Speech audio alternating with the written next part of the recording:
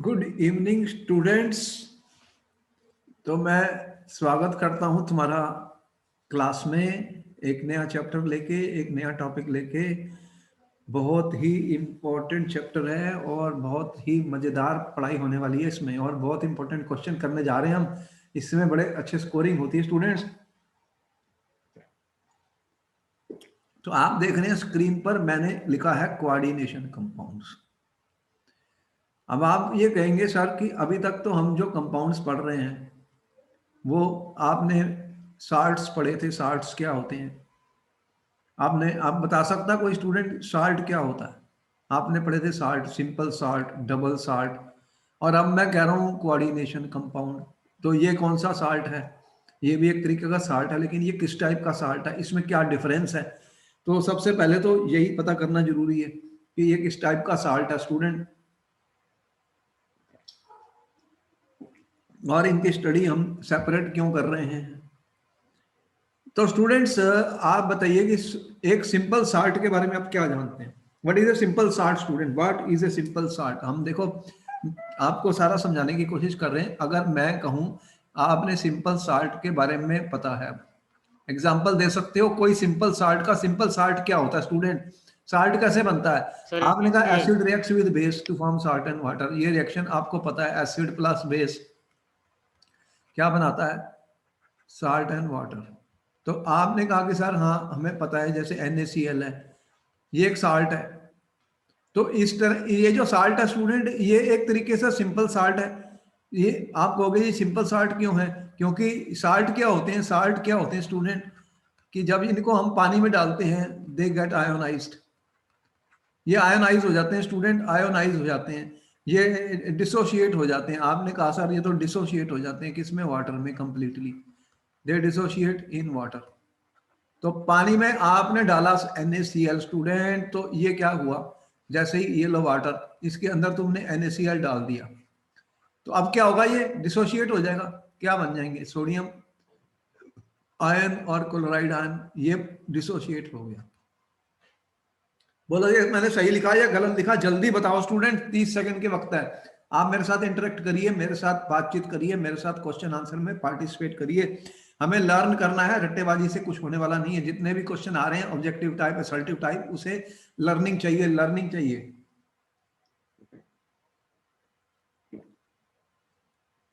तो आप बताओ स्टूडेंट्स कि ये जो साल्ट मेरा बना है ये कंप्लीटली डिसोशिएट हो गया आयंस में।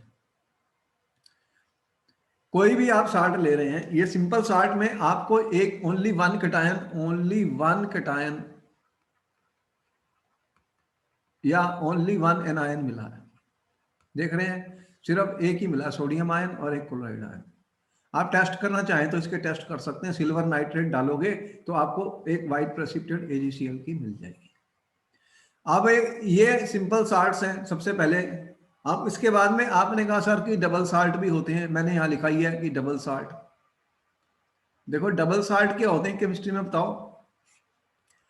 डबल साल्ट क्या होते हैं? जब दो सिंपल साल्ट आपस में मिलके एक नया कंपाउंड बनाते हैं, एक नया साल्ट बनाते हैं स्टूडेंट, तो उसे हम क्या बोलते हैं? Double salt. तो इसके एग्जांपल आपको केमिस्ट्री में पता है, और ये भी पता है कि वो कैसे बनते हैं। एक दोनों सिंपल साल्ट को मिक्स करके, उन्हें हीट करके, फिर उनके दोबारा से क्रिस्टलाइजेशन की जाती है, तो एक मॉलिक्यूलर जो कंपाउंड बनता है स्टूडेंट, उसमें अब एक से ज्यादा सिंपल साल्ट इकट्ठे हो गए हैं। तो ये एक डबल साल्ट का मतलब है कि ये इसमें दो साल्ट है सिंपल, एक नहीं है, और वो आपस में कंबाइन करके एक साल्ट बना लिया। तो एग्जाम्पल आपको पता है ये डबल साल्ट के स्टूडेंट। केमिस्ट्री लैब में मोहर्स साल्ट का नाम आपने सुना है, मोहर्स साल्ट। तो मोहर साल्ट का फार्मूला आपको पता है क्या होता है? FeSO4, और दूसरा है अमोनियम सल्फेट, और इसमें 6 वाटर मॉलिक्यूल्स। देखो इसके अंदर दो साल्ट है स्टूडेंट, FeSO4 और अमोनियम सल्फेट। इसके अंदर एक साल्ट नहीं है, दो सॉल्ट हैं स्टूडेंट्स, और 6 वाटर के मॉलिक्यूल्स हैं। जब इसको आप पानी में डिसॉल्व करोगे, अब क्या होगा? डिसॉल्व कर दिया वाटर में, तो ये डिसोशिएट हो जाएगा, कंप्लीटली डिसोशिएट हो जाएगा, क्योंकि साल्ट है। साल्ट में डिसोसिएशन होने के बाद क्या बनने वाला? आपको मिलना है इसमें फेरस आयन, और क्या मिलने हैं, सल्फेट आयंस, और क्या मिलना है यहाँ से, अमोनियम आयंस, और यहाँ से भी क्या मिलने हैं, सल्फेट आयंस। तो आप देख रहे हैं कि वाटर तो वाटर में चले जाएगा, ये आयंस बन गए आपके पानी के अंदर, आयंस प्रोड्यूस हो गए, डिसोशिएट हो गया सर कंप्लीटली। अब आपके पास एक कटायन सल्फेट, एक एनायन तो एक ही है, लेकिन कटायन दो हो गए, टू डिफरेंट। आपको क्या मिला स्टूडेंट, टू, आपको मिले हैं टू डिफरेंट केटायंस, इसमें मिल गए हैं स्टूडेंट्स, देख रहे हैं टू डिफरेंट केटायंस, बोलो दिख रहा है आपको, क्या मिला, दो डिफरेंट केटायंस मिले हैं स्टूडेंट, दो डिफरेंट केटायंस मिल गए आपको। अब आपको जब एक से ज्यादा कटायन या एक से ज्यादा एनायन मिल जाएंगे तो उसे हम क्या बोलते हैं, डबल साल्ट, क्या बोलते हैं, डबल साल्ट।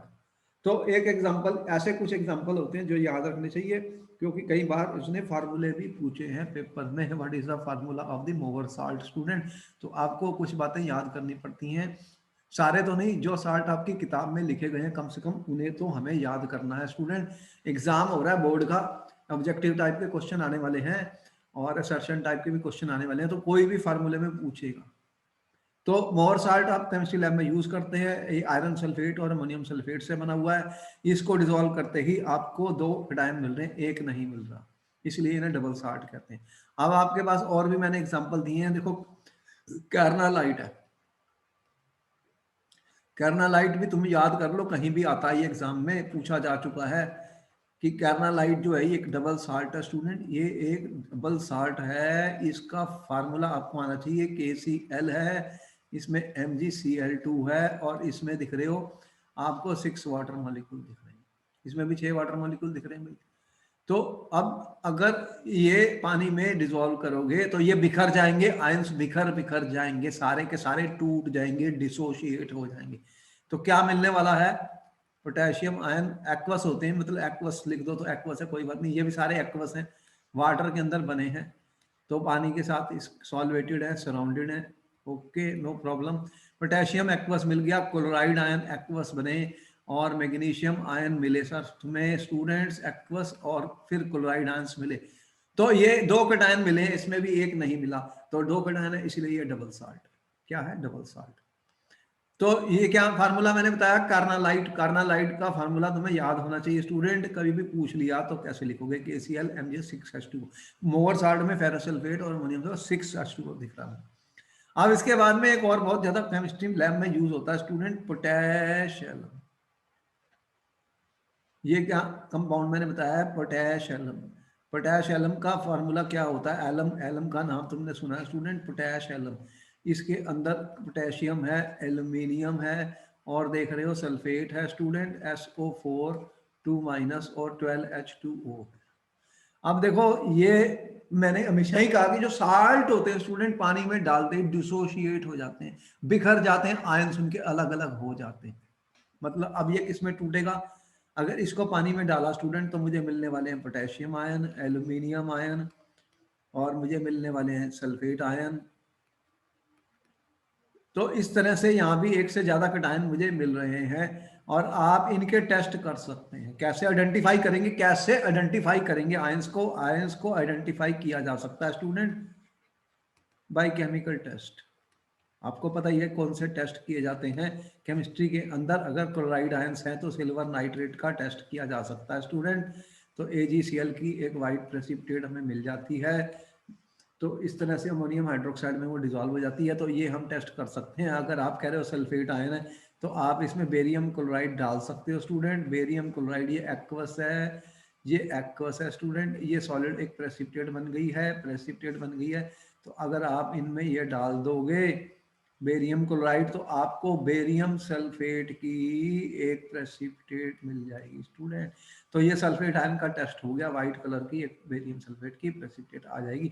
तो देख रहे हैं हम इनके आयंस को आइडेंटिफाई कर सकते हैं, साल्ट अपने आयंस में बिल्कुल टूट गए हैं। अब कुछ ऐसे कंपाउंड मिले स्टूडेंट्स जो पूरे नहीं टूटे पानी के अंदर डालने के बाद। अब ऐसे साल्ट ये इन्हीं से ही बने हुए साल्ट कुछ ऐसे हैं, डबल साल्ट से ही बने हुए साल्ट हैं, डबल साल्ट से ही कुछ ऐसे साल्ट मिले स्टूडेंट, जब वो टेस्ट कर रहे थे तो उन्हें पता लगा कि ये तो टूट नहीं रहे कंप्लीटली। जैसे कि अगर हम इन्होंने क्या किया, देखा पोटेशियम फेरोसाइनाइड, पोटेशियम फेरोसाइनाइड देखो FeCN6, एक ये वाला साल्ट इसको लिया स्टूडेंट।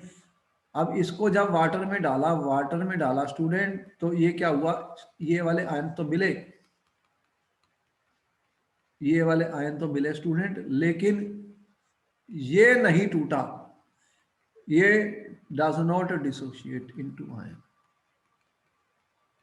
ये आयंस में नहीं टूटा student, does not dissociate into ions in water, पानी में ये नहीं टूटे। मतलब समझ में आई कि ये जो CN है, जो साइनाइड आयन लगे हुए हैं, ये आयरन के साथ किसी तरीके से बॉन्ड बना रहे हैं स्टूडेंट, ये जुड़ चुके हैं, ये तो आयनाइज नहीं हो रहे, ये डिसोशिएट नहीं हो रहे। पोटेशियम आयन तो हुआ, तो ये कैटायन तो मिला, लेकिन एक ये एनायन मिला, इसे बोलते हैं कम्प्लेक्स आयन, इसे क्या बोलते हैं, कम्प्लेक्स आयन। तो एक कम्प्लेक्स आयन हमें मिल गया स्टूडेंट, कम्प्लेक्स आयन मिल गया, ये अब नहीं टूट रहा, CN- के टेस्ट नहीं दे रहा, CN- इससे नहीं टूटा और आयरन भी नहीं मिला, तो ये दोनों ही नहीं मिले, ये भी नहीं मिला और ये भी नहीं मिला। तो ये इसके साथ CN- जो है आयरन के साथ स्टूडेंट जुड़ चुके हैं, उनके साथ कोई कोऑर्डिनेट कोवलेंट बॉन्ड बना रहे हैं, और इसको मैंने ब्रैकेट में लिखा है, ये इसे बोलते हैं कोऑर्डिनेशन कंपाउंड या कोऑर्डिनेशन कम्प्लेक्स आयन। तो ये K4FeCN6 को हमने कहा कि ये तो एक डिफरेंट टाइप का साल्ट है स्टूडेंट, ये तो कंप्लीटली डिसोशिएट नहीं होता आयंस में वाटर के अंदर। तो यहाँ पर सबसे पहला तो तुम्हें डिफरेंस पता लगा कि what is the difference student between एक कम्प्लेक्स साल्ट, ये एक कम्प्लेक्स साल्ट है, ये एक कम्प्लेक्स साल्ट है। तो स्टूडेंट्स मैंने अभी तक आपको क्या क्या बताया, देखो ये क्वेश्चन आ गया, आपको क्वेश्चन कैसे बनते हैं पेपर में, ऑब्जेक्टिव टाइप में भी आते हैं, असर्टिव में भी आते हैं, चार चार चॉइसेस दी रहती हैं, आपको एक सही आंसर को बताना है। लेकिन जिनको समझ में नहीं आया वो क्या बताएंगे, रट्टेबाजी नहीं चलेगी। तो आपको सिंपल साल्ट बताए, what is the difference between simple salt, double salt और कम्प्लेक्स साल्ट, तीन टाइप के मैंने साल्ट बताए हैं स्टूडेंट। अब क्वेश्चन उसने पूछ लिया कि इन तीनों में क्या डिफरेंस है, it will dissociate to produce only one cation one anion, it will dissociate to produce more than one cation और more than one anion, this does not completely dissociate in water, does not completely dissociate into water. तो ये एक जो इनका complex ion होता है, complex ion बन जाता है, एक कम्प्लेक्स आयन होता है, वो डिसोशिएट नहीं होता, complex ion does not dissociate, तो वो डिसोशिएट ही नहीं होगा। तो ये डिफरेंस इसमें हमें दिखे। तो यहां से शुरू हुई थी कोऑर्डिनेशन कंपाउंड्स की स्टोरी स्टूडेंट्स। अब इसको कौन आदमी था जिसने सबसे पहले स्टडी किया स्टूडेंट, वो कौन था जिसे फादर ऑफ कोऑर्डिनेशन कंपाउंड्स कहा जाता है, क्या उसका नाम आप मुझे बता सकते हो students, can you tell me the name of the person who is called the father of coordination compound, students जल्दी से बताइए, 30 सेकंड का वक्त है, बताइए वो कौन था जिसने सबसे पहले इन कंपाउंड्स के बारे में स्टडी किया था, और उसने प्रिपेयर किए थे ऐसे बहुत सारे कंपाउंड, और फिर उनके फिजिकल और केमिकल बिहेवियर को स्टडी किया था एक्सपेरिमेंटली, और उसके बाद अपनी एक थ्योरी भी उसने दी थी। Can you tell me the name of scientist student, name, वो कौन सा साइंटिस्ट था जिसने सबसे पहले कोऑर्डिनेशन कंपाउंड्स को स्टडी किया, बताइए कौन बता रहा है इसका आंसर स्टूडेंट्स। Alfred Werner. आप बिल्कुल सही आंसर दिया तुमने, वर्नर के नाम से ये जाना जाता है, और उसे नोबेल प्राइज केमिस्ट्री में मिला था क्योंकि उसने कोऑर्डिनेशन कंपाउंड्स का डिस्कवर किया, और उनको उस टाइम पर स्टडी किया स्टूडेंट जब इतने मतलब आज तो हमारे पास बहुत सारे ऑपरेटर्स हैं, इक्विपमेंट हैं, और हम बहुत सारी चीज़ों को स्टडी कर सकते हैं। उस जमाने में 1866 टू 1991 की बात बता रहा हूँ स्टूडेंट। तो आपके सामने आ गया स्टूडेंट वर्नर। देखो ये वर्नर जो है स्टूडेंट, एल्फ्रेड वर्नर कहा जाता है, 1866 से लेके स्टूडेंट 1919 की बात है। ये एक्सपेरिमेंट कर रहा था स्टूडेंट, एक्सपेरिमेंट कर रहा था, और क्या कर रहा था कि ये कोबाल्ट क्लोराइड के कुछ कंपाउंड्स को अमोनिया के साथ रिएक्ट कर रहा था।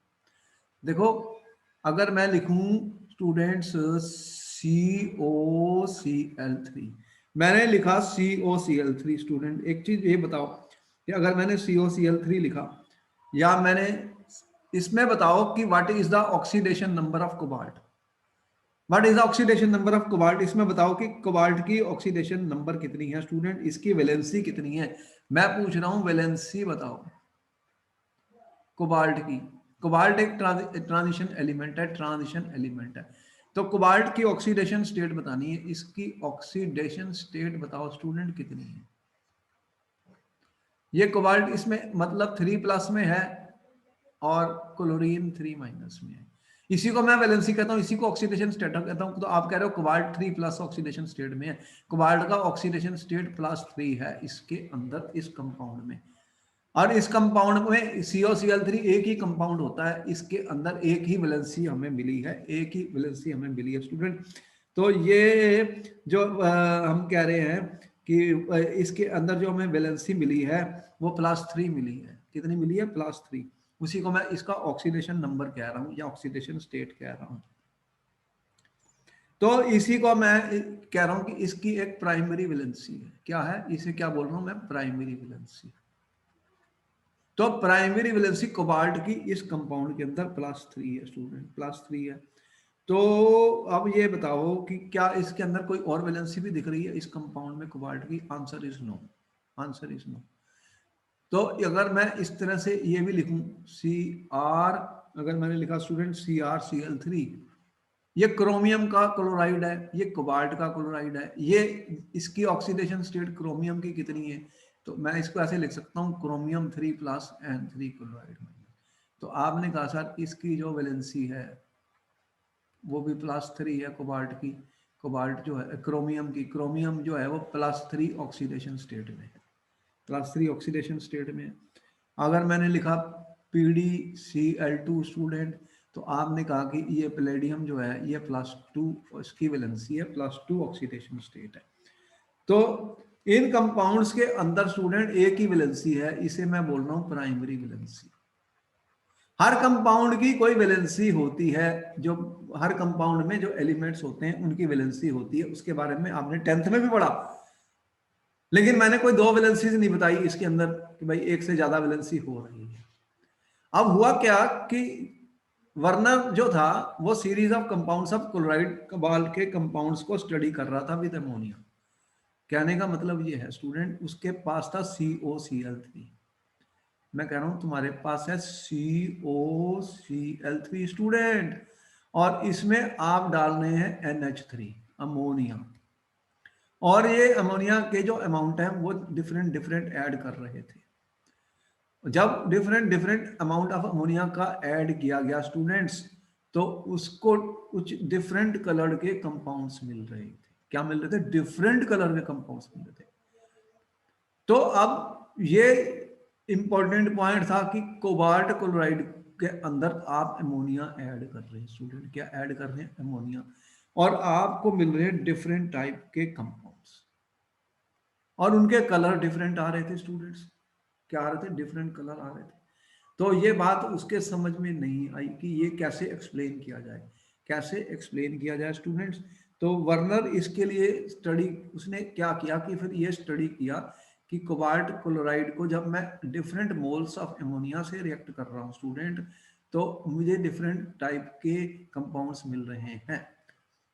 अब वो उसने क्या किया कि सिल्वर नाइट्रेट के साथ फिर रिएक्शन करके पता करने की कोशिश की कि कितने मोल क्लोराइड आयन प्रेजेंट हैं डिफरेंट कंपाउंड्स में। तो उसे पता लगा कि डिफरेंट कंपाउंड्स में क्लोराइड आयंस की के डिफरेंट मोल्स प्रेजेंट हैं जो प्रेसिपिटेट बना रहे हैं स्टूडेंट्स। अब यहां पर एक स्टोरी क्रिएट हो गई कि ये ऐसा क्या चीज है कि जो CO और Cl3 ए कंपाउंड है जिनका फार्मूला तो सेम ही दिख रहा है, पर ये compounds different chloride ions different moles of AgCl बनाते हैं सिल्वर नाइट्रेट के साथ स्टूडेंट। मतलब उस समय ये रिएक्शंस वो कर सकता था, तो उसने की थी। कौन सी रिएक्शन की थी? Precipitated AgCl by using excess of silver nitrate solution in cold. ठीक है। और फिर उसने कंडक्टिविटी स्टडी भी की थी स्टूडेंट। और क्या स्टडी किया था? कंडक्टिविटी। तो उसने देखा कि इनके अंदर सारे क्लोराइड आयन प्रेसिपिटेट नहीं होते, कुछ ही होते हैं। तो यहां से थ्योरी उसकी शुरू हुई जिसे हम बोलते हैं Werner's theory of coordination compounds. आप सोचिए कि मैं ये कह रहा हूं कि आपके पास है CO स्टूडेंट Cl3,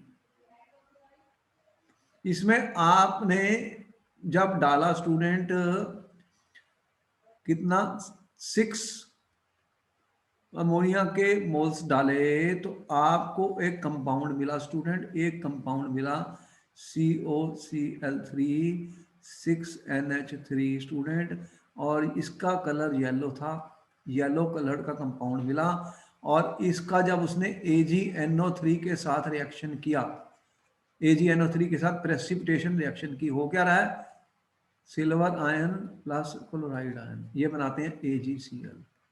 तो उसको यहां पर ये 3 मोल क्लोराइड आयंस के मिले और 3 मोल सिल्वर आयन के यूज हुए, तो फिर आपको कितना मिला, 3 मोल्स ऑफ AgCl। देखो 3 अगर क्लोराइड आयन है तो 3 मोल इसके साथ रिएक्ट किए, 3 मोल इसके यूज हुए और 3 मोल AgCl मिला। इससे क्या मतलब समझ आया था कि इसके अंदर 3 क्लोराइड आयन ऐसे हैं जो कि प्रेसिपिटेट बना रहे हैं। कितने बना रहे हैं, 3 इसमें। फिर उसने देखा कि ये मेरा नंबर 1 कंपाउंड है स्टूडेंट, एक्सपेरिमेंट चल रहा है जिसमें मैं सिल्वर नाइट्रेट से प्रेसिपिटेट बना रहा हूं, और यहाँ पे मैंने 6 अमोनिया मॉलिक्यूल डाले और मुझे जो COCl येलो कलर का कंपाउंड मिला और उसमें मुझे 3 मोल AgCl मिला। इसका मतलब इसमें 3 मोल आयोनाइज्ड Cl माइनस आयंस हैं। 3 मोल अगर होंगे तभी तो वो 3 मोल AgCl बनाएंगे। अब उसने जब 5 मोल अमोनिया डाला, इसमें ज्यादा अमोनिया है देख रहे हैं, इसमें अब कम कर दिया, 6 से 5 किया, तो उसको एक कंपाउंड और मिला स्टूडेंट। का फार्मूला क्या था, COCl3 5NH3। अब उसको मिला COCl3 5NH3 और इसका जो कलर था स्टूडेंट पर्पल कलर का कंपाउंड मिला। एक्सपेरिमेंट हो रहा है, पर्पल कलर का कंपाउंड मिला और उसने सिल्वर नाइट्रेट डाला तो उसे पता लगा कि 2 मोल AgCl मिला। इसके अंदर अभी भी 3 Cl दिख रहे हैं मुझे, दिख रहा है ना, Cl3 है, लेकिन जब प्रेसिपिटेट बनी तो 2 मोल AgCl मिला।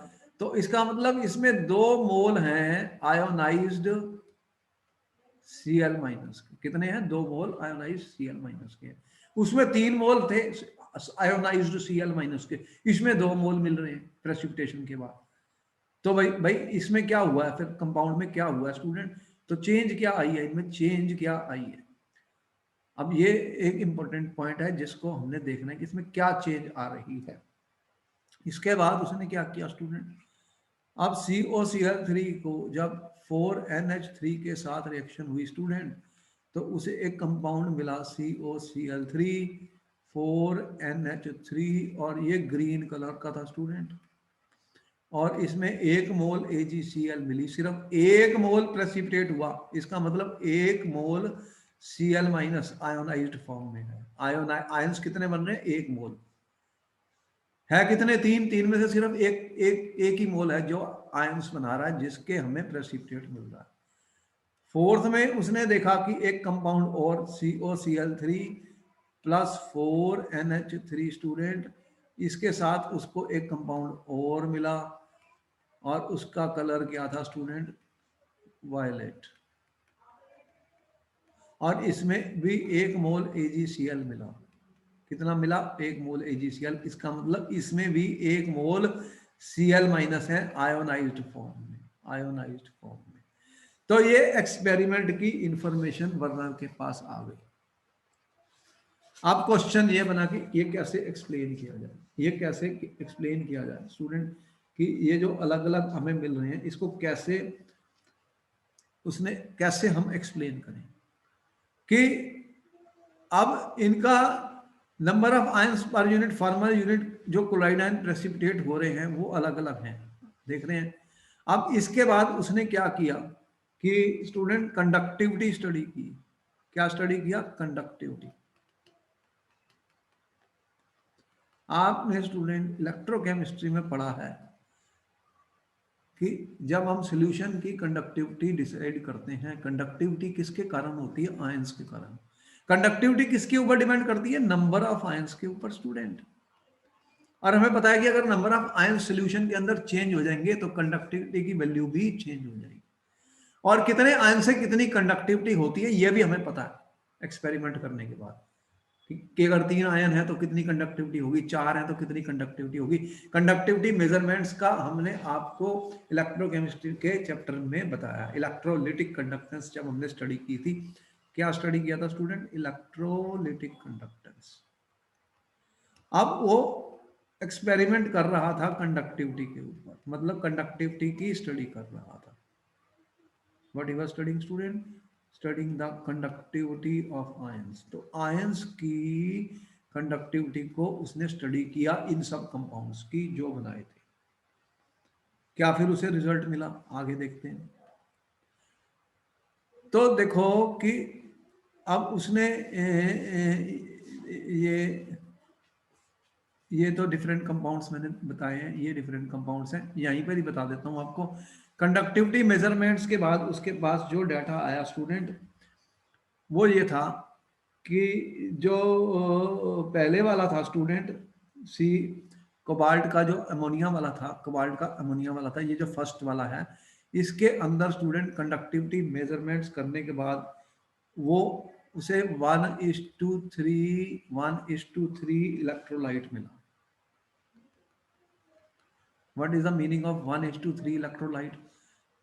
What is the meaning of 1:3 electrolyte? मतलब इसके अंदर एक आयन है और 3 आयन अलग से है। एक आयन और 3 आयन का मतलब क्या हुआ स्टूडेंट? इसका मतलब क्या हुआ? मतलब कुछ ऐसा दिख रहा है, CO स्टूडेंट, NH3 स्टूडेंट, 6 और ये 3 क्लोराइड आयंस हैं, ये 3+ है। मतलब ये कंपाउंड ऐसा कुछ है। इसके अंदर देख रहे हो ये 1:3 मतलब 3 ion anion, 1 anion cation, cation 1 ion, anion 3 anion, 1:3 electrolyte. इसे क्या बोलते हैं? 1:3 इलेक्ट्रोलाइट। 1:2। ये तुमने नोट कर लिया इस साइड को, तो मैं इसको इस तरफ लिख देता हूं। बोलो ये नोट हो गया स्टूडेंट? यस और नो, जल्दी बताओ। ये सारा नोट Yes, कर लिया sir. तुमने? करना है तो कर लो फटाफट, मैं अब पूरा Yes, sir. कर रहे हो या कर लिया? कर लिया सर। कर लिया सबने? तो मैं मिटा दूं इसको, इसके मैं और आगे आपको बताऊंगा बहुत अच्छी बात है इसके ऊपर। ये उसने कैसे ये एक्सपेरिमेंट से कोऑर्डिनेशन कंपाउंड की डिस्कवरी की, ये इसी की स्टोरी सारी बता रहा हूँ। कौन है ये? वर्नर कर रहा है सारे एक्सपेरिमेंट। तो वर्नर कोऑर्डिनेशन कंपाउंड्स की स्टडी कर रहा है। उसके पास उसने 2 चीजें स्टडी की। एक तो प्रेसिपिटेशन की क्लोराइड सिल्वर नाइट्रेट से स्टूडेंट, कलर अलग अलग मिले थे कंपाउंड्स के, और दूसरा वो कंडक्टिविटी की स्टडी कर रहा है। देखो इलेक्ट्रोकेमिस्ट्री में आपको पता है कि जब नंबर ऑफ आयंस चेंज हो जाते हैं तो कंडक्टिविटी की वैल्यू भी स्टूडेंट चेंज हो जाती है। तो वो कंडक्टिविटी कितने आयंस हैं उससे पता लग जाती है। तो एक टेबल मैं और दिखाऊंगा जिसमें उनमें बताया भी अभी इतने आयंस हैं इनके अंदर। अब ये जो स्टडी हो रही है कोबाल्ट COCl3 की अमोनिया के साथ रिएक्शन के बाद की जा रही है। तो कौन कर रहा है ये स्टूडेंट? Alfred Werner. और उसका फिर इस सारी चीजों से उसे क्या रिजल्ट मिला वो मैं बताने जा रहा हूं।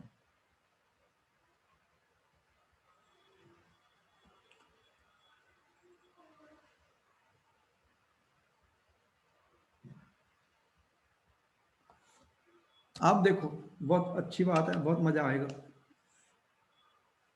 पे attention to each and every word. ये क्वेश्चन बन जाते हैं पेपर में, क्वेश्चन बन जाते हैं, हमें समझना है स्टूडेंट, समझना है। आप ये कह रहे हो कि पहले केस में स्टूडेंट ये जो फर्स्ट कंपाउंड मैंने बताया है, ये जब कंडक्टिविटी का मेजरमेंट हुआ, कंडक्टिविटी का मेजरमेंट हुआ तो उसे 1:3 इलेक्ट्रोलाइट मिला। मतलब कितने आयन टोटल मिले इसमें? जल्दी से बताओ। 1:3 का मतलब टोटल आयन्स कितने मिले स्टूडेंट? कितने आयन मिले? 1+3। जो वैल्यू आई कंडक्टिविटी की आपने पढ़ी है। कंडक्टिविटी की जो मेजरमेंट्स हैं वो जब हम करते हैं ओम इनवर्स में आती है, ओम इनवर्स में। तो 4 आयन्स मिले उसके अंदर, उसको कितने मिले? 4 आयन्स। तो 4 आयन को एक्सप्लेन करने के लिए उसने कहा भाई ये तभी एक्सप्लेन हो सकता है अगर मैं इसका फार्मूला ऐसे लिखूं।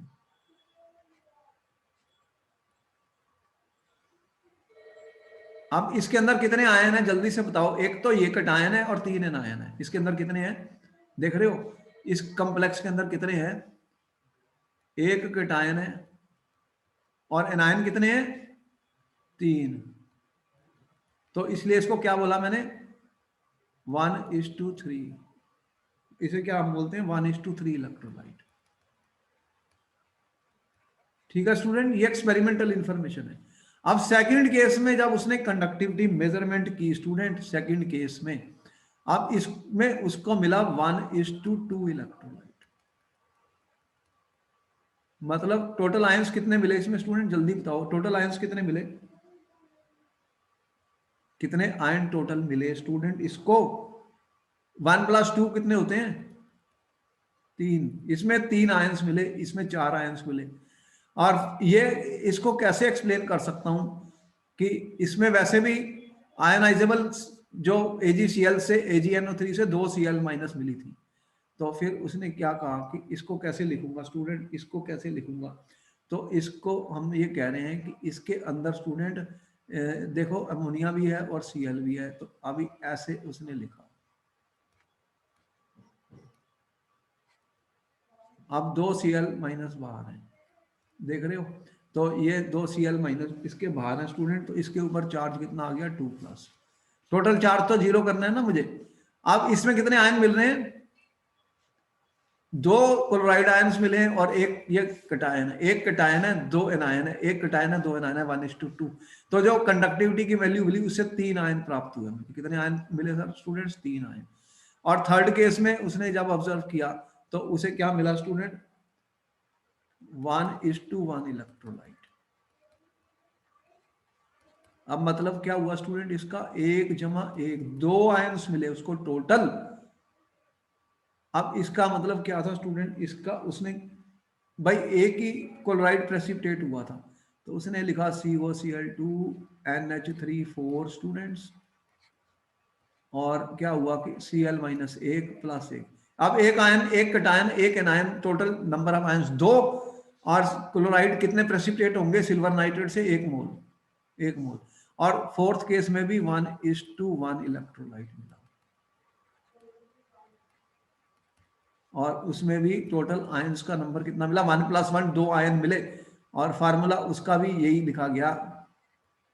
अब आप बोलोगे कि सर दोनों का फार्मूला तो सेम है, फिर इसमें क्या डिफरेंस है, कलर क्यों डिफरेंट है?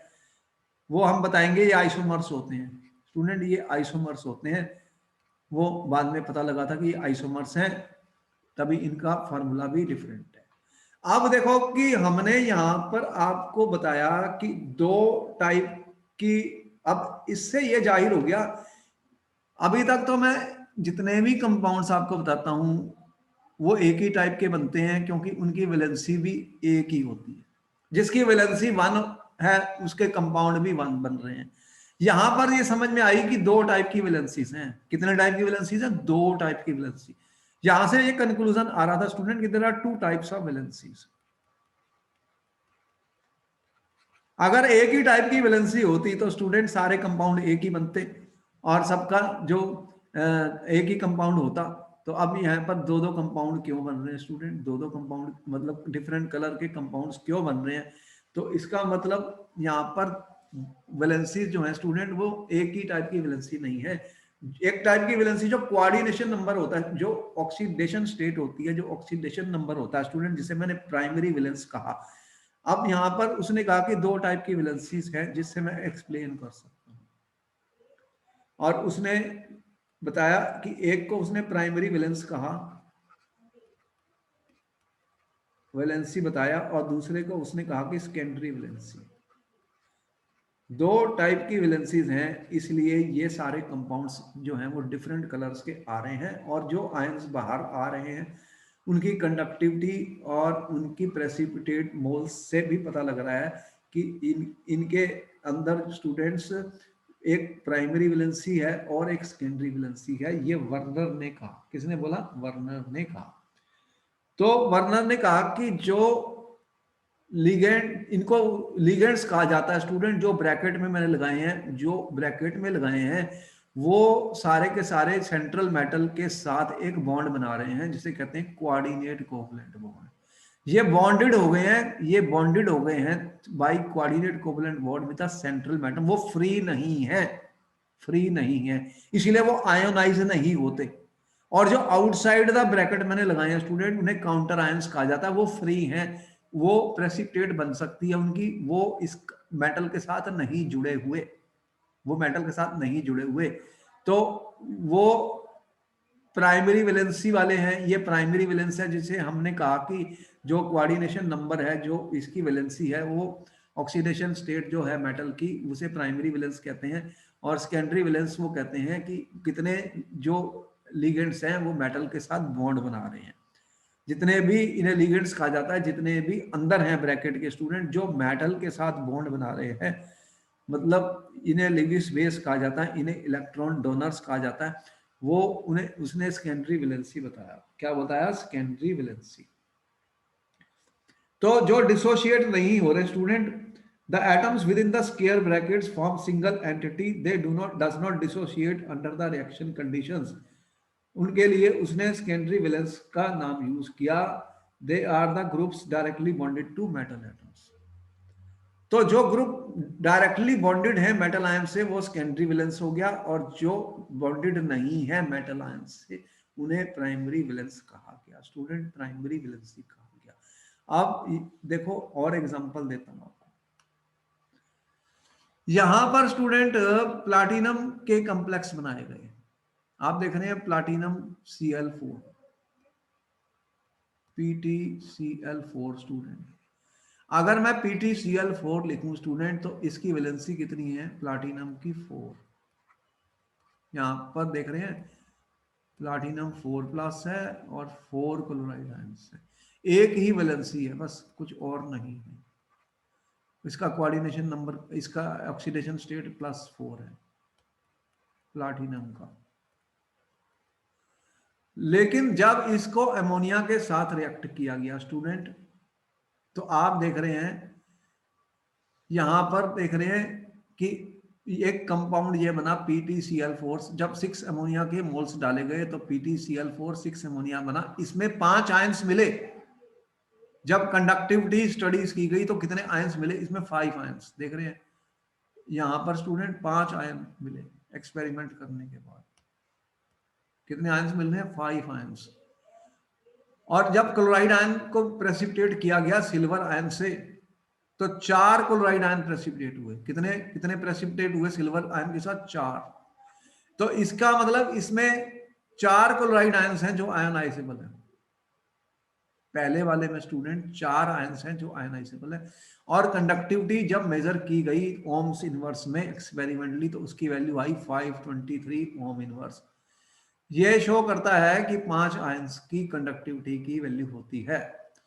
अब उसने दूसरे केस में जब 5 अमोनिया मॉलिक्यूल्स डाले गए हैं तो फिर इसमें 4 आयंस मिले स्टूडेंट, और 3 ही क्लोराइड आयन प्रेसिपिटेट हुए। कितने क्लोराइड प्रेसिपिटेट हुए? 3 आयंस, 3 AgCl मोल मिले, और इसकी कंडक्टिविटी की वैल्यू 404 ओम इनवर्स दिखाई गई है। इससे यह शो होता है कि टोटल आयंस का नंबर 4 है। और तीसरे कंपाउंड में आप देख रहे हैं स्टूडेंट, नंबर ऑफ आयंस निकाले गए, ये कितने हैं? 3। फार्मूला यूनिट के अंदर 3 आयंस मिले और 2 क्लोराइड आयन प्रेसिपिटेट हुए, और कंडक्टिविटी वैल्यू इतनी आई 299। थर्ड और फोर्थ केस में आप देख रहे हैं कि नंबर ऑफ आयंस कितने हो गए स्टूडेंट? 2 क्लोराइड 1 प्रेसिपिटेट हुआ, और यहां पर कंडक्टिविटी मिली 97। फोर्थ केस में देख रहे हो PtCl4 टू अमोनिया, जब अमोनिया का अमाउंट बिल्कुल कम डाला गया तो अब कोई भी आयन नहीं मिला स्टूडेंट, और कोई भी क्लोराइड प्रेसिपिटेट नहीं हुआ, और कंडक्टिविटी की वैल्यू 0 आई। अब ये एक्सपेरिमेंट के बाद स्टूडेंट हम ये कह सकते हैं कि metal ions have 2 different kind of valence. यही वर्नर की थ्योरी है। That metals have two different kind of valence, क्योंकि एक ही टाइप की वैलेंस से आपको देखा सिर्फ PtCl4 बना, इसकी वैलेंस से सिर्फ +4 मिल रही है। एक प्राइमरी वैलेंस होती है जिसे ऑक्सीडेशन स्टेट कहा जाता है, दूसरी सेकेंडरी वैलेंस होती है जिसे कोऑर्डिनेशन नंबर कहा जाता है। तो Werner proposed his theory, which is called Werner's theory of coordination compound. According to Werner, student, there are two kinds of valencies. One is the primary valency, which is the oxidation state of the metal ion, and second is the secondary valency, which is also called the coordination number. Student, that is the total number of ligands bound to the metal ion. कह सकता हूं कि पहले case में अगर मैं first compound को देखूं स्टूडेंट, तो यहाँ पे जो मेरा ये है PtCl4, तो मैं इसको लिख सकता हूं, ये ऐसे दिख रहा है मुझे, PtNH3 और Cl4 है बाहर।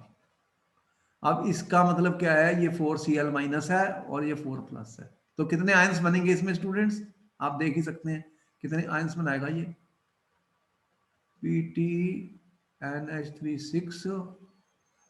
ये 4+ बना और साथ में कितने हैं 4Cl-, तो एक आयन ये है और 4 ये हैं, 1:4 बन रहा है। ये किस टाइप का इलेक्ट्रोलाइट बन रहा है, इसे क्या बोलते हैं स्टूडेंट, 1:4 इलेक्ट्रोलाइट। तो ये देख रहे हो कि 6 अमोनिया के मॉलिक्यूल्स हैं, इन्हें लिगेंड्स कहा जाता है स्टूडेंट, जो ब्रैकेट में डाले जाते हैं वो कॉम्प्लेक्स आयन कहलाता है, और जो बाहर होते हैं उन्हें काउंटर आयंस कहा जाता है। और इसके अंदर आप देख रहे हो स्टूडेंट्स कि ये जो अंदर वाले हैं वो मेटल के साथ डायरेक्टली जुड़ गए हैं, उनके साथ बॉन्ड बना रहे हैं स्टूडेंट, कोऑर्डिनेट कोवलेंट बॉन्ड बना रहे हैं, इन्हें लिगेंड्स कहा जाता है, जो अपने lone pair of electrons metal को डोनेट करते हैं, और इसे सेंट्रल एटम कहा जाता है, सेंट्रल एटम। इसके पास वेकेंट ऑर्बिटल होते हैं जिससे कि ये इलेक्ट्रॉन पेयर ले लेता है, तो ये एक तरीके का लीविस एसिड है और ये एक तरीके का लीविस बेस है। तो ये जो लिगेंड्स होते हैं स्टूडेंट वो डायरेक्टली जुड़ जाते हैं किसके साथ, सेंट्रल मेटल के साथ। तो अब ये फ्री नहीं है, अब ये टूटेंगे नहीं, कहने का मतलब ये है कि अब अगर मैंने इसको ऐसे लिख दिया पहले उसको, तो ये कॉम्प्लेक्स आयन बन गया स्टूडेंट, और 4Cl- है, ये तो बाहर है, तो ये एक कोऑर्डिनेशन कंपाउंड है, ये जो मैंने कंपाउंड पूरा लिखा है, और ये जो है मेरा, इसे कॉम्प्लेक्स आयन कहते हैं, क्या कहते हैं, कॉम्प्लेक्स आयन। और NH3 जो है स्टूडेंट, ये इलेक्ट्रॉन पेयर अपने डोनेट करता है प्लाटिनम को, कितने हैं, 6 हैं यहाँ पर, और इसे लिगेंड्स कहा जाता है। और जितने लिगेंड्स अपने डोनेट कर रहे हैं इलेक्ट्रॉन पेयर्स को, उन्हें जितने लिगेंड्स डोनेट कर रहे हैं उन्हें कोऑर्डिनेशन नंबर कहा जाता है, कोऑर्डिनेशन नंबर स्टूडेंट। अभी सारी टर्म्स को हम डिफाइन करेंगे इन द कमिंग लेक्चर, इनको क्या क्या बोलते हैं, इसे बोलते हैं कोऑर्डिनेशन नंबर स्टूडेंट। कितने लिगेंड्स हैं जो अपने इलेक्ट्रॉन पेयर्स को दे रहे हैं, 6। तो ये तो फ्री नहीं है, अंदर पड़े हुए हैं, इसलिए यहाँ पे 4 क्लोराइड आयन प्रेसिपिटेट हो गए, और 5 आयंस हमें मिले, 1:4 इलेक्ट्रोलाइट हमें मिला, और इसका कलर भी डिफरेंट आया, अभी यहाँ पर नहीं दिया हुआ हमें एक्सपेरिमेंटली।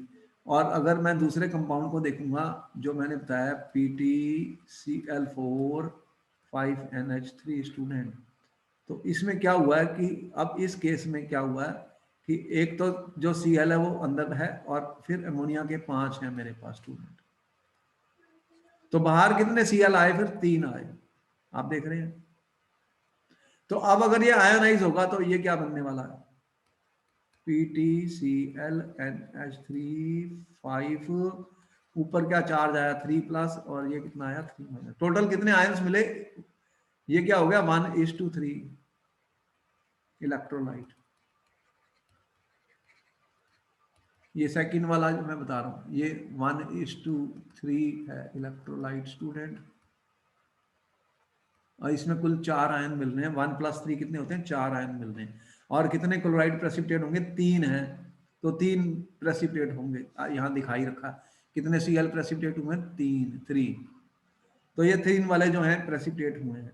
तो ये जो अंदर चले गया, अब ये आयोनाइज नहीं हो सकता क्योंकि ये कोऑर्डिनेट कोवलेंट बॉन्ड प्लैटिनम के साथ बनाएगा। अब ये प्लैटिनम के साथ कोऑर्डिनेट कोवलेंट बॉन्ड बना रहा है।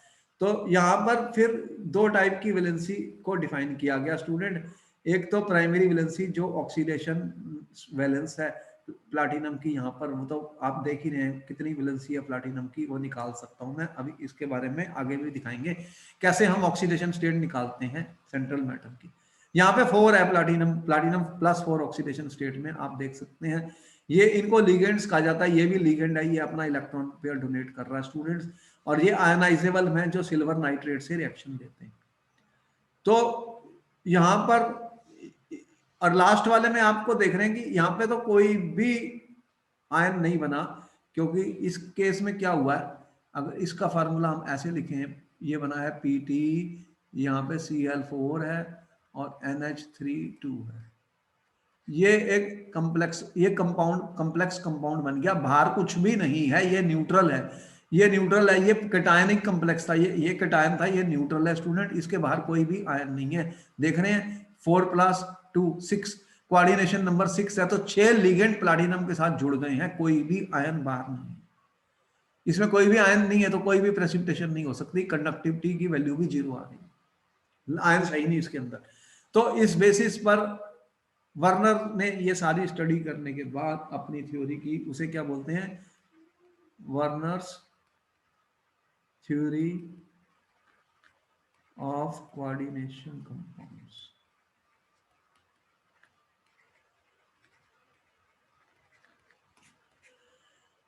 तो फिर हम क्या किया, on the basis of the following observation made with aqueous solution, ठीक है। चलो वो तो क्वेश्चन आ गया। तो हमने सिर्फ आपको ये बताया कि on the basis of this Werner proposed his theory in which he said there are 2 kinds of valencies, one is called the primary valence oxidation state and second is called the second valence, which is a coordination number, total number of ligands bound to the atom student. Therefore Werner said that in coordination compounds, compounds of the metals, of the metal show 2 types of linkages or valencies. तो coordination compounds में 2 types of linkages होती हैं या valencies होती है student. तो एक primary valence होती है, primary valencies are normally ionizable and are satisfied by negative ions. तो प्राइमरी वैलेंसी जो होती है वो सेटिस्फाई होती है नेगेटिव आयंस से, वो आयनाइज्ड हो जाते हैं, आयनाइजेबल होती है। और जो सेकेंडरी वैलेंसीज होती है दे आर नॉन आयनाइजेबल। ये वाले जो सेकेंडरी वाले हैं ये नॉन आयनाइजेबल हैं, ये नॉन आयनाइजेबल है, ये आयन नहीं बनाते। और ये वाले आयनाइजेबल हैं जो बाहर होते हैं, इन्हें काउंटर आयंस कहा जाता है। इन्हीं से ही प्रेसिपिटेट बनती है स्टूडेंट, इन्हीं से ही प्रेसिपिटेट बनती है। तो आयंस और group which are bound by to the central atom by secondary linkages will also decide the spatial arrangement। जो इनकी ज्योमेट्री बनेगी वो ये डिसाइड करेंगे जो अंदर वाले आयंस हैं, जो अंदर वाले आयंस हैं। तो अगर हम इसको ये करें तो आप देखेंगे ये कंपाउंड कुछ ऐसे दिखेगा स्टूडेंट। ये देख रहे हो, ये अमोनिया है, कितने अमोनिया है, 6। ये तो बॉन्ड बना रहे हैं अमोनिया प्लैटिनम के साथ NH3। ये अपने लोन पेयर ऑफ इलेक्ट्रॉन दे रहे हैं किसको, प्लैटिनम को, और स्पेशल अरेंजमेंट भी दिखा रहे हैं। और जो क्लोराइड आयंस हैं वो तो फ्री हैं, कितने हैं, 3 4 क्लोराइड आयन फ्री हैं स्टूडेंट। तो वो कहीं भी हो सकते हैं, कहीं भी हो सकते हैं, वो कोई बॉन्ड नहीं बना रहे प्लैटिनम के साथ। तो ये वाले बना रहे हैं, इन्हें लिगेंड्स कहा जाता है, और ये सेंट्रल मेटल। तो अब ये क्योंकि ये बॉन्ड बना रहे हैं, कोऑर्डिनेट कोवलेंट बॉन्ड है, ये लोन पेयर दे रहे हैं, तो ये टूट नहीं सकते, ये आयोनाइज नहीं हो सकते, ये आयोनाइज। तो ये सेकेंडरी वैलेंसी है हमारी। और प्लैटिनम की ऑक्सीडेशन स्टेट 4 है, तो वो हमारी प्राइमरी वैलेंसी है स्टूडेंट। तो इस तरह से ये पहली थ्योरी थी जो वर्नर ने दी थी। तो वर्नर ने मतलब कोऑर्डिनेशन कंपाउंड्स का फादर कहते हैं, उसी ने पहला अपना theory coordination compounds show 2 types of valencies, 2 types of linkages according to Werner. One is called the primary valence, which is the oxidation state, and other is called the secondary valence, which is the coordination number, total number of ligands bound to the metal. The secondary valencies are non-ionizable. They cannot be ionized, but primary valencies are ionizable.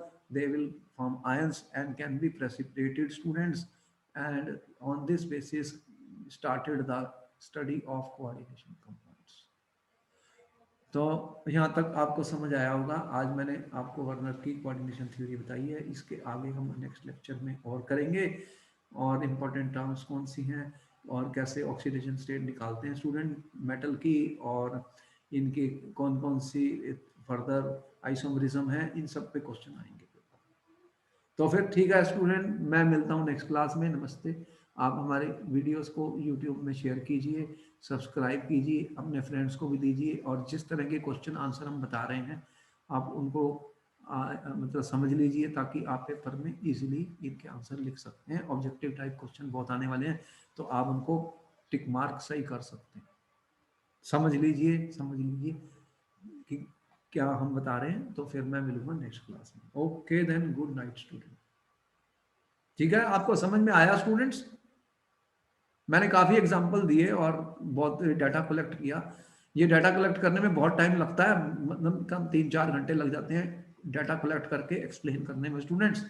तो एक lecture जो होता है उसमें बहुत मेहनत होती है, इसलिए मैं कहता हूँ कि आप हमारे लेक्चर्स को शेयर कीजिए और इनको बाकी फ्रेंड्स में तो पहुंचाइए। बहुत हार्ड वर्क है, इतना मेहनत करना आसान नहीं है। एक लेक्चर के लिए बहुत ही डाटा जगह जगह से कलेक्ट किया जाता है, जिसको फिर आपको हम समझाने के लिए यूज करते हैं। हम एनसीईआरटी की किताब और उसके ऊपर भी 10% जा रहे हैं, उसको बिल्कुल डी कोड कर रहे हैं और इंपॉर्टेंट क्वेश्चंस का पूरा डिस्कशन कर रहे हैं। ऐसी के अंदर क्वेश्चन बन जाएंगे पेपर के अंदर आपको। तो आप जब पेपर देखेंगे तो आपको लगेगा हाँ ये तो हमने लेक्चर में सुना था और हमारे पास यूट्यूब में अवेलेबल भी है। इसीलिए कह रहा हूँ ध्यान से सुनो, जितने भी लेक्चर हम डाल रहे हैं ऑर्गेनिक, इनऑर्गेनिक, फिजिकल, वो सारे डाल दिए हमने यूट्यूब में। और उसके बाद फिर इंपॉर्टेंट क्वेश्चंस का डिस्कशन भी होने वाला है, तो आप इन पे मतलब अटेंशन दीजिए और केयरफुली लेक्चर्स को सुनिए। Okay then, good night students.